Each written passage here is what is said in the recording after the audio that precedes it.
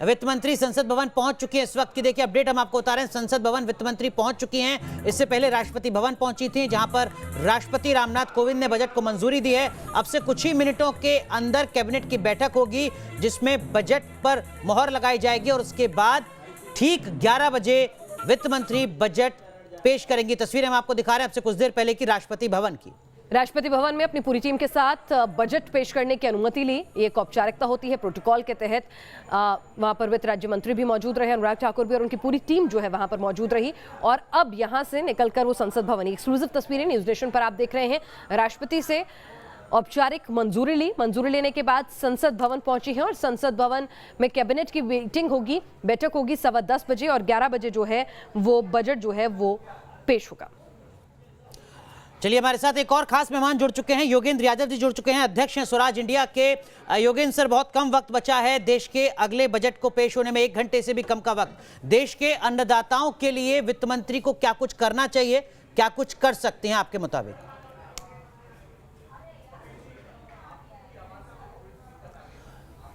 पिछले कुछ सालों में एग्रीकल्चर को, कृषि को हमारे देश के बजट का कोई 5% मिलता है। क्या वो बढ़ेगा? अगर सिर्फ कृषि को ही नहीं, आप उसमें पूरे ग्रामीण इलाकों को भी जोड़ लें तो वो पूरे बजट का कोई 9% होता है। अगर सरकार गंभीर है तो क्या ये 5% बढ़ के 7-8% होगा? जी सर। 9% बढ़ के 10-12% होगा? अगर वैसा होता है तो मैं देखूंगा कुछ हुआ है। खाली डायलॉग से मैं बजट को नहीं देखूंगा। ये मेरा आपसे भी अनुरोध होगा। बजट स्पीच के अंदर सुंदर सुंदर जो बातें कही जाती है ना, अन्नदाता हो, देश आपके सहारे चल रहा है, आपको सलाम, और 2 डायलॉग, 2 शेरो शायरी। बजट में शेरो शायरी मत सुनिए, केवल आंकड़े देखिए। जी सर, 2-3 बातें यहाँ पर कही जा रही हैं। हमारे साथ तमाम पैनलिस्ट मौजूद हैं। हरवीर सिंह जी जो लगातार एग्रीकल्चर को कवर करते रहे, वो हमारे साथ मौजूद हैं। वो कह रहे हैं कि देखिए जो सम्मान निधि है वो 6000 से ज़्यादा बढ़ाई जा सकती है। खबरें ये हैं कि जो एग्रीकल्चर डेट है वो तकरीबन 15 लाख करोड़ का था पिछले बजट में, उसको इस बार 19 लाख करोड़ किया जा सकता है। एग्रीकल्चर, रूरल इंफ्रास्ट्रक्चर पर कुछ विशेष फोकस किया जा सकता है। क्या इतना पर्याप्त होगा इस बजट में, तब जबकि अर्थव्यवस्था पूरी तरीके से चरमराई हुई है? पहली बात कि ये जो आंकड़ा हर बार दिया जाता है कि किसानों को 15 लाख का लोन मिला, 15 लाख करोड़, अब उसको 16 लाख करोड़ बढ़ा दिया, उसको 17 लाख कर दिया, 18 लाख कर दिया, ये बिल्कुल मीनिंगलेस आंकड़ा है, क्योंकि सरकार की जेब से नहीं जा रहा है ये पैसा। सरकार का इसमें एक सब्सिडी बहुत छोटा सा होता है। केवल उस आंकड़े को देखिए, ये बिल्कुल इन्फ्लेटेड और वाहियात आंकड़े हैं, इस पर ध्यान भी नहीं देना चाहिए। जो पीएम किसान है, पीएम किसान में सरकार बढ़ाएगी, अगर बढ़ाती है तो वो एक बड़ी चीज़ होगी, क्योंकि हमने बार बार कहा है कि प्रति माह 500 रुपया कुछ भी नहीं है, ऊँट के मुंह में जीरा है। अगर सरकार 500 का 1000 करती है तो मैं निश्चित स्वागत करूँगा। लेकिन ये इंफ्रास्ट्रक्चर वगैरह वाली जो बात आप कह रहे हैं, फिर मैं आपको याद दिला दूँ, सरकार ने 2 साल पहले घोषणा कर दी थी कितना 100 लाख करोड़ रुपए का इंफ्रास्ट्रक्चर फंड। वो फंड कहाँ गया किसी को पता नहीं। वो 100 लाख करोड़ रुपए कौन देगा किसी को पता नहीं है। तो मेरा अनुरोध होगा कि आंकड़े देखिए और आंकड़ों में केवल वो देखिए जो सरकार अपनी जेब से दे रही है जी। बाकी सब हवाई चीजें, उसके ऊपर ध्यान नहीं देना चाहिए। लेकिन हमारे साथ ही पैनलिस्ट हैं डॉक्टर पीके अग्रवाल, वो इस बात से सहमत नहीं है कि कृषि में किसान सम्मान निधि योजना जो है उसको आप बढ़ाएं, इंक्रीज करें। ऑलरेडी आप पैसा दे रहे हैं बिना काम कराए। तो आप योगेंद्र जी की राय से तो फिर इत्तेफाक नहीं रखते हो? नहीं, देखिए, अगर आप बढ़ाना चाहते हैं तो वो इंस्टॉलमेंट में ही दीजिए। अगर आपने एक साथ दिया तो वो कंजम्पशन पे खर्च हो जाएगा। वैसे मैं कहता हूँ कि 1 लाख करोड़ एग्रीकल्चर एक्सपोर्ट से गवर्नमेंट को आमदनी है, 2.5 करोड़ लाख एग्रीकल्चर एक्सपोर्ट है, 1.4 लाख करोड़ इंपोर्ट है। तो एग्रीकल्चर सेक्टर से इतना एक्सपोर्ट इनकम है, तो अगर सरकार देती है तो कोई वो नहीं है।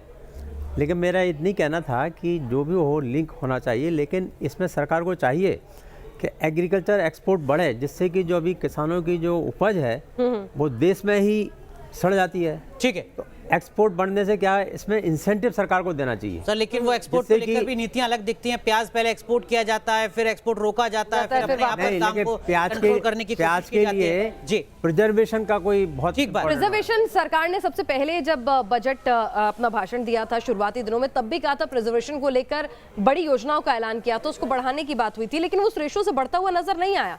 आज भी अनाज सड़ता है, आज भी स्टोरेज एक बड़ी चुनौती है।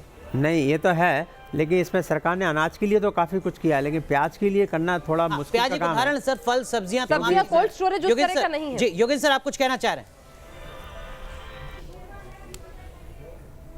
अग्रवाल जी बिल्कुल सही कह रहे हैं कि इन चीज़ों को कायदे से दिया जाना चाहिए, पैसा फेंकना नहीं चाहिए। लेकिन मैं आपको एक चीज़ याद दिला दूं कि किसान को दान नहीं चाहिए, किसान को दाम चाहिए। अगर सबसे इम्पॉर्टेंट कोई चीज़ की ज़रूरत है तो वो ये कि किसान को फसल का ठीक दाम मिल सके, उसके लिए सरकार इंटरवेंशन करे। सरकार की 2 स्कीम है इसके लिए। एक PM आशा करके स्कीम है, जिसमें पहले साल 2018-19 में 4000 करोड़ अलॉट किए, अगले साल 1500, उसके बाद 500। तो आप देखिए क्या हो रहा है, उसको क्या सरकार बढ़ाएगी? ठीक है। दूसरा सरकार की स्कीम है MIS, मार्केट इंटरवेंशन स्कीम, यानी कि सरकार मार्केट में इंटरवीन करके दाम बढ़वाएगी। उसके लिए पूरे देश में सरकार ने कोई 1500 करोड़ रखा हुआ है। क्या उसके अंदर 10-20 हजार करोड़ रुपए डालेंगे? ये चीजें बहुत महत्वपूर्ण है। मैं अग्रवाल जी से सहमत हूं, मार्केट में आप इंटरवीन कीजिए, किसान को मार्केट से दिलवाइए, मगर उसके लिए कुछ पैसा तो डालना पड़ेगा ना। ठीक है हरवीर सर, खेती फायदे का सौदा हो, MSP कम से कम वाजिब मिल सके, जो योगेंद्र जी यहाँ पर कह रहे हैं, आपको लगता है कि जो मौजूदा सरकार है वो लगातार इस बात पर जोर देती रही है? वो कह रही है कि देखिए हमने दलहन, तिलहन, कपास, तमाम जो MSP हैं उसमें बहुत ज्यादा इजाफा किया है, कोशिश लगातार जारी है। क्या उसकी झलक इस बजट में भी देखी जा सकती है? माफ कीजिएगा हरवीर सर, आपको मैं रोक रहा हूं। इस वक्त जरा हम तस्वीरें दिखा रहे हैं संसद भवन परिसर की, जहां पर वित्त मंत्री निर्मला सीतारमण पहुंच चुकी हैं, साथ में MOS फाइनेंस अनुराग सिंह ठाकुर और हाथ में बजट की कॉपी। और बताया जा रहा है कि अब कैबिनेट की बैठक के लिए वहां पर गृह मंत्री पहुंच चुके हैं, डॉक्टर हर्षवर्धन पहुंच चुके हैं, अमित शाह वहां पर पहुंच चुके हैं। तो अब से कुछ ही देर में 10:15 का वक्त जो है वो मुकर्रर हुआ है कैबिनेट की मीटिंग के लिए, और उसके बाद जो है बजट पेश होगा 11 बजे। तो संसद भवन वित्त मंत्री पहुंच चुकी हैं अपने इस पिटारे टैबलेट के साथ, और जैसा कि NK सिंह कह रहे थे कि यहाँ पर हो सकता है, बहुत हद तक मुमकिन है कि टैबलेट जो है वो कोई स्वदेशी हो, ताकि एक मैसेज जो है यहाँ पर भी जाए, क्योंकि ब्रीफकेस को बही खाते में कन्वर्ट किया गया था, स्वदेशी अपनी परंपरा जो है बही खाता रखने की, उसके हिसाब से। जी आप कुछ इनके कह सर, रहे थे? लेकिन मीडिया के लिए सर ये तस्वीर सबसे ज्यादा महत्वपूर्ण है। जी हाँ, बजट में तो इसी के लिए सारे रिपोर्टर्स वहाँ खड़े रहते हैं और घंटों से खड़े हैं कि वो जब पलट के घूमे, और लाल पहले फाइल होती थी, लाल ब्रीफकेस होता था, अब ये फाइल में तब्दील हो गया है, लेकिन कुल मिला के वो लाल ही कलर है। और मेरे ख्याल से अभी जब जाके पढ़ेंगी, मुझे अभी भी लग रहा है कि जो टैबलेट होगा वो इंडियन होगा, ताकि ये मैसेज जाए कि मेक इन इंडिया की तरफ से बना है जी। और आगे तो ये है कि 2 घंटा 40 मिनट पिछली बार दिया था, जो कि भारत के इतिहास का सबसे लंबा भाषण जी। था। अब की बार देखना है कि कितनी देर का होता है। हरवीर सर, माफ कीजिएगा, आपको रोका था सर। जो बात यहाँ पर योगेंद्र जी कह रहे थे वही थोड़ा आपसे समझना चाहूंगा। MSP के दाम सरकार ने बढ़ाए हैं, क्या MSP को लेकर बजट में कुछ उम्मीद वित्त मंत्री से की जानी चाहिए?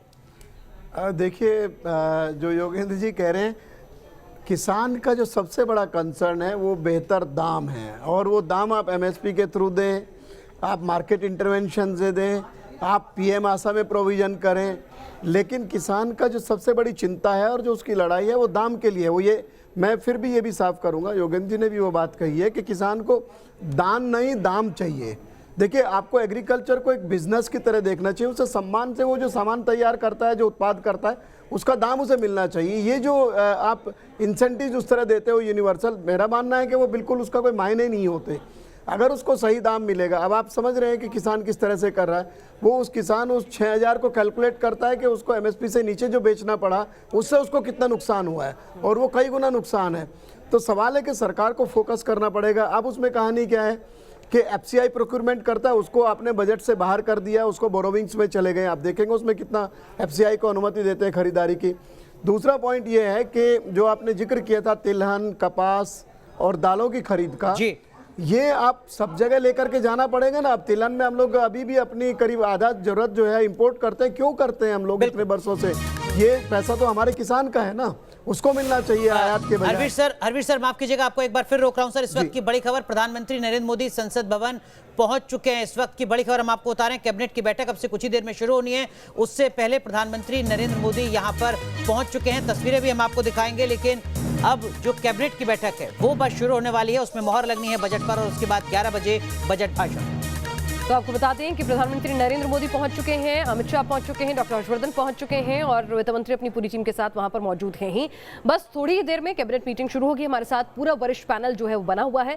लगातार ये विशेष कवरेज न्यूज नेशन पर जारी है। तो लगातार न्यूज नेशन पर आप देख रहे हैं बजट पर हमारी विशेष कवरेज। हमारे खास मेहमान लगातार हमारे साथ जुड़े हुए हैं और तस्वीरें हम आपको दिखा रहे हैं। निर्मला सीतारमण जो है संसद भवन पहुंच चुकी हैं और कैबिनेट की बैठक जो है अब से कुछ ही देर में शुरू होने जा रही है। इस बीच हमारे साथ तमाम वरिष्ठ मेहमान जुड़े हुए हैं। योगेंद्र यादव जी भी हमारे साथ लगातार जुड़े हुए हैं। योगेंद्र यादव जी, जैसा कि लोग बता रहे हैं, उम्मीदें हैं कि जो किसान निधि है उसको बढ़ाया जा सकता है, तो ऐसे में अगर एक ठीक ठाक राशि बढ़ती है और किसानों के लिए एमएसपी को लेकर भी कुछ बड़े ऐलान इस बजट में होते हैं, तो क्या उसका असर आंदोलन पर भी देखने को मिलेगा?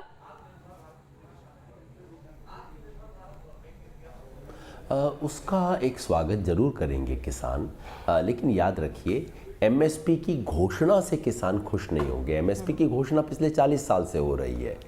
किसान कह रहे हैं कि आप घोषणा कर देते हैं दिल्ली के अंदर, मुझे तो दाम नहीं मिलता। मक्का का सरकार ने घोषणा कर रखी है 1850 रुपये एमएसपी, किसान को 900 रुपये मिलता है, 1000 रुपये मिलता है। तो किसान ये देखने चाहते हैं कि आप जो एमएसपी घोषित करते हैं वो किसान को वाकई मिले, उसके लिए क्या आप 4 पैसा खर्च करने को तैयार हैं? ये इसका एक टेस्ट होगा। इसी तरह से पीएम किसान वाले में अगर वाकई सरकार देती है, देखिए हकीकत ये है कि सरकार ने शुरू में कहा था 12 करोड़ किसान परिवारों को पीएम किसान किसान निधि के अंदर मिलेगा। हकीकत में 12 करोड़ की बजाय केवल 6-6.5 करोड़ किसानों को मिला है जी। तो सरकार अगर ऐसा ही सुनिश्चित कर दे कि बाकी 6 करोड़ लोगों को एक्चुअली मिल जाए, वही बहुत बड़ी बात होगी। ठीक है योगेंद्र सर, कुछ चीजें हैं जो सरकार की तरफ से बताई जाती हैं। कहा जाता है कि देखिए हमने किसान रेल चलाई है, 100 से ज्यादा इस वक्त किसानों के लिए रेल चल रही हैं। पर ड्रॉप मोर इरिगेशन पर हम काम कर रहे हैं। जो एनिमल हस्बेंड्री इंफ्रास्ट्रक्चर है उस पर हमने 15,000 करोड़ रुपए दिए हैं। राष्ट्रपति के अभिभाषण में इन तमाम चीजों का जिक्र था। क्या आपको लगता है कि पॉलिसी के लेवल पर, विजन के लेवल पर हम सही दिशा में जा रहे हैं? पिछले 5 साल से मैं बजट को देखता रहा हूँ। किसान की दृष्टि से हर साल हम विश्लेषण करते हैं और मुझे हर बार हैरानी होती है कि इतने सस्ते और हल्की घोषणाओं पे मीडिया इतना ध्यान देता है। किसान रेल की जो बात थी, ये तो बिल्कुल झुंझुना है। ये तो बिल्कुल ऐसी चीज़ों पे तो मीडिया में 1 मिनट चर्चा नहीं होनी चाहिए। देखिए कोई भी अगर गंभीर बजट है तो वित्त मंत्री कोई 50 करोड़ की 100 करोड़ की घोषणा करें तो उसके ऊपर चर्चा भी नहीं होनी चाहिए। बिल्कुल वैसे ही जैसा मैं कहूँ मैं राष्ट्र के लिए 10 रुपया दान करता हूँ, आप इसके ऊपर चर्चा करेंगे? वित्त मंत्री 100 करोड़ की कोई घोषणा करें, उस पर चर्चा नहीं होनी चाहिए। 10,000 करोड़ रुपए से अधिक किसी चीज में लगाएं तो उसके ऊपर चर्चा होनी चाहिए। सर 15,000 करोड़ पशुपालन अवसंरचना के लिए और सब कुछ, अंग्रेजी भी हिंदी भी। जी, अगर उसके अंदर आपने देखा होगा, ये सरकार ने कहा था कि 3 साल में 18,000 करोड़ रुपए देंगे इस योजना के अंदर, लेकिन वास्तव में पता है कितना खर्च किया?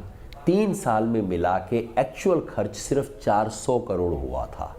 ये कामधेनु स्कीम है सरकार की, घोषणा 18,000 करोड़ रुपए के एलोकेशन की, वास्तविक खर्च केवल 400 करोड़ रुपए। यानी एलोकेशन बड़े हो रहे हैं कि आप लोग इसको इतना ध्यान से देखें। आपके पास इतना अच्छा पेन है जी, यानी घोषणा हो रही है बड़े अमाउंट की, लेकिन आम आदमी तक, जब किसान तक जो फायदा मिलता है वो उस रेशो में नहीं मिल रहा है। प्रधानमंत्री नरेंद्र मोदी जो हैं वो पहुंच गए हैं संसद भवन परिसर। ये तस्वीरें आप देख पा रहे हैं और यहाँ में एक छोटे से ब्रेक के लिए रुकना होगा। ब्रेक के बाद जल्द लौटेंगे। हमारे वरिष्ठ पैनल लगातार हमारे साथ बना हुआ है इस चर्चा के लिए।